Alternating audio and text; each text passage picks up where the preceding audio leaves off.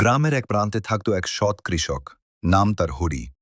তার স্ত্রী সীতা ছিল খুবই বুদ্ধিমতী এবং ধৈর্যশীল। তাদের পাশের বাড়িতে থাকত এক লোক, নাম তার বিজয়। বিজয় ছিল একটু অলস এবং সুযোগ সন্ধানী। একদিন সকালে হরি মাঠে যাওয়ার প্রস্তুতি নিচ্ছিল। শোনো, আজ একটু তাড়াতাড়ি ফিরে এসো। আকাশটা ভালো লাগছে না। তুমি সবসময় এত চিন্তা করো কেন?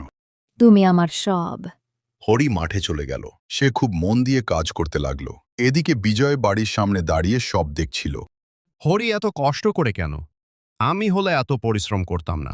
পরিশ্রম ছাড়া জীবনে কিছুই পাওয়া যায় না। দেখা যাবে। হঠাৎ করে বিকেলের দিকে আকাশ কালো হয়ে গেল। প্রবল ঝড় বৃষ্টি শুরু হলো। হরি তখনও মাঠে কাজ করছিল। সে দৌড়ে বাড়ি ফিরল। সীতা, ঝড়টা খুব খারাপ হচ্ছে। আমি বলেছিলাম তাড়াতাড়ি আসতে। ঝড়ের কারণে হরির অনেক ফসল নষ্ট হয়ে গেল। পরের দিন সকালে সে মাঠে গিয়ে দেখল সব গাছ মাটিতে পড়ে আছে।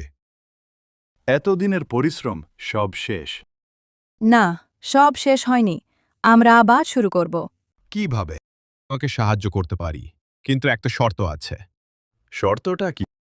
তোমার জমির অর্ধেক আমাকে দিতে হবে। না, এটা অন্যায়। আমার যেটা আছে সেটা আমি দিতে পারবো না। তাহলে নিজের মতোই সামলাও। হরি মন খারাপ করে বসে পড়ল। আমার মনে হয় আমি পারবো না, ভাবতে লাগল। তুমি পারবে। আমি তোমার সাথে আছি। হরি সাহস পেল। এরা কতদিন এভাবে চালাতে পারবে দেখি। দিন কেটে গেল। ধীরে ধীরে ছোট ছোট চারা গজাতে শুরু করল। কিছুদিন পর মাঠ আবার সবুজ হয়ে উঠল। ফসল ধীরে ধীরে বড় হতে লাগল। একদিন বিজয় নিজের জমিতে গিয়ে দেখল তার জমিতে কিছুই জন্মায়নি, কারণ সে কোনো পরিশ্রমই করেনি। আমি ভুল করেছি।